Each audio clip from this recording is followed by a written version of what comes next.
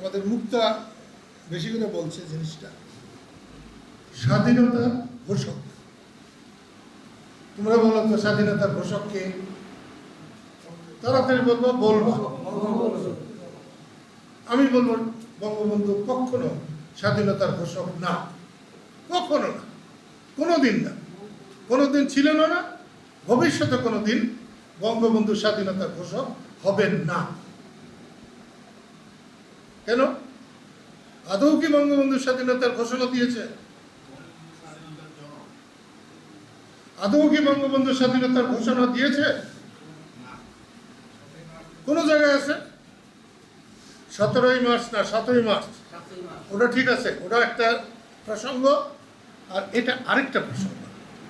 ওই মেয়েটা কিন্তু এখানে ঠিকই বলেছে, এক অর্থে স্বাধীনতার আর ঘোষণার কোনো দরকার নাই।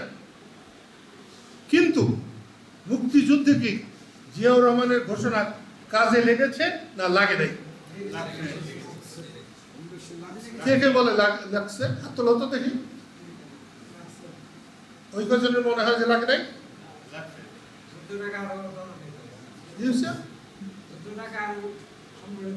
হ্যাঁ, স্বাধীনতার ঘোষণা, ঘোষণার স্বাধীনতা কিন্তু এক কথা না।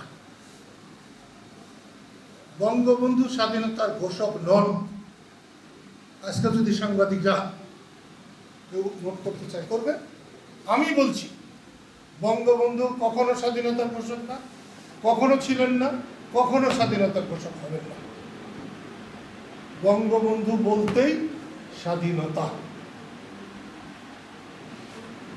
সোহেল বলল বঙ্গবন্ধু স্বাধীনতার জনক, অবশ্যই বঙ্গবন্ধু স্বাধীনতার জনক।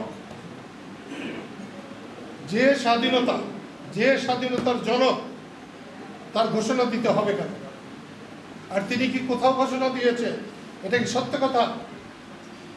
তিনি ঘোষণা দেননি, তিনি লিখিত দিয়েছেন, তার লেখা প্রচারিত হয়েছে, তার ঘোষণা প্রচারিত হয়েছে। তিনি ঘোষক না। রেডিও টেলিভিশনে হাজারো ঘোষক ঘোষণা করে, কিন্তু যে একটা জিনিস তৈরি করে সে কিন্তু সেটার ঘোষক না। এই সহজ অর্থটা আমরা জিয়া রহমানকে অস্বীকার করতে গিয়ে আমরা সেই কথাটা বলেছি। আমি কবরে গিয়েও বলবো বঙ্গবন্ধুর পক্ষে জিয়া রহমান স্বাধীনতার ঘোষক, এবং সেই ঘোষণা মুক্তিযুদ্ধে হাজার গুণ সাহায্য করেছে। বঙ্গবন্ধুর 7ই মার্চের ভাষণ বাঙালি জাতিকে যেমন অনুপ্রাণিত করেছে, জিয়াউর রহমানের বঙ্গবন্ধুর পক্ষে ঘোষণা ঠিক ওইভাবে অনুপ্রাণিত করেছে। আমরা এত লেখাপড়া জানি। ওখানে বললেন Zia, I major Zia declare independence of Bangladesh on behalf of our great national leader Bangabandhu Sheikh Mujibur Rahman. এটাকে অস্বীকার করলে তাহলে বঙ্গবন্ধুকেও তো অস্বীকার করা হয়। তাহলে তাদের 7ই মার্চের ভাষণটা মুক্তিযুদ্ধের চেতনা। কে না করছে তোমাকে মুক্তিযুদ্ধের চেতনা? ওটাই তো মুক্তিযুদ্ধের আসল চেতনা। কিন্তু এটাকে তুমি যে ছোট করতে যে শেখ মুজিবকেই যে ছোট করে দেওয়া হয়েছে, বাদ দিয়ে দেওয়া হচ্ছে, এবং কুলাইয়া উঠতে পারতেছো না, এটার কি করবা তুমি? জিয়াউর রহমানের বঙ্গবন্ধুর স্বাধীনতার ঘোষণা দেশের জন্য কাজে লাগে নাই? আমি নিজে অনুপ্রাণিত হয়েছি। আমি কি আওয়ামী লীগ করতে যাই আমি বেইমান হব, মুনাফেক হব? আমি শত্রুরও সত্যকে আমি স্বীকার করতে পারি, এই পারি বলে আমি এখন পর্যন্ত এখানে আছি।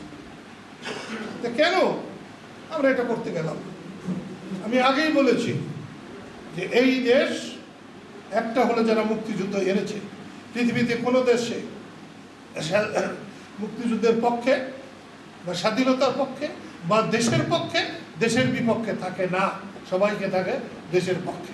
আমাদেরই একটা দুর্ভাগা দেশ, যে দেশের স্বাধীন দেশেও আমাদের দেশে মুক্তিযুদ্ধের পক্ষে, স্বাধীনতার পক্ষে, স্বাধীনতার বিপক্ষে। এটা আমাদের ভুলতে হবে, ভুলাতে হবে। আমরা যারা বাংলাদেশে বাস করি, আমরা যারা বাংলাদেশের নাগরিক, আমরা সবাই বাংলাদেশের পক্ষে। আমরা কোনো দলকেও করতে পারি, অস্বীকার করতে পারি, দলের কর্মকাণ্ডকে অস্বীকার করতে পারি, সরকারকে অস্বীকার করতে পারি। সরকার আর দেশ এক কথা না। আমি আমার বন্ধুদেরকে এই জিনিসটা বুঝতে বলছি। শিকদার যে প্রশ্নটা করেছে, ঠিক আছে, এটা বুঝতে হবে। আমরা বাংলাদেশের আদর্শে উজ্জীবিত হয়ে লড়াই করেছি, এখনো আমরা বাঙালি, বাংলাদেশের আদর্শে আমরা উজ্জীবিত, কিন্তু নাগরিক হিসাবে, দেশের নাগরিক হিসাবে কিন্তু আমরা বাংলাদেশি। অস্বীকার করলে চলবে না। যদি আমাদের বাংলাদেশ থাকে, আমরা বাংলাদেশি, আমার খাতার মধ্যে নাগরিকত্ব হিসেবে জাতিগতভাবে আমরা বাঙালি জাতি। সারা বাংলাদেশ বাঙালি জাতির ছায়াছবি, এটাকে অস্বীকার করা যাবে না। আমাদের একটু বুঝতে হবে, আমরা বুঝতে খুব অভাব বোধ করি। সেই জন্য ঘোষক সম্পর্কে আমাদের দ্বিধা থাকার কথা না। বঙ্গবন্ধুর স্বাধীনতার ঘোষক জিয়াউর রহমান, বঙ্গবন্ধুর পক্ষে স্বাধীনতার ঘোষক জিয়াউর রহমান।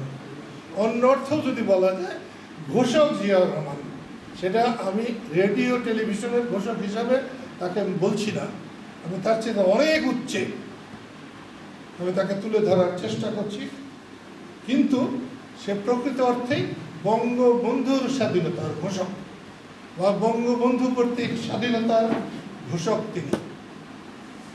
বঙ্গবন্ধুকে বাদ দিয়ে জিয়াউর রহমানের স্বাধীনতা ঘোষণা করার কোনো রকম এখতিয়ারই নাই।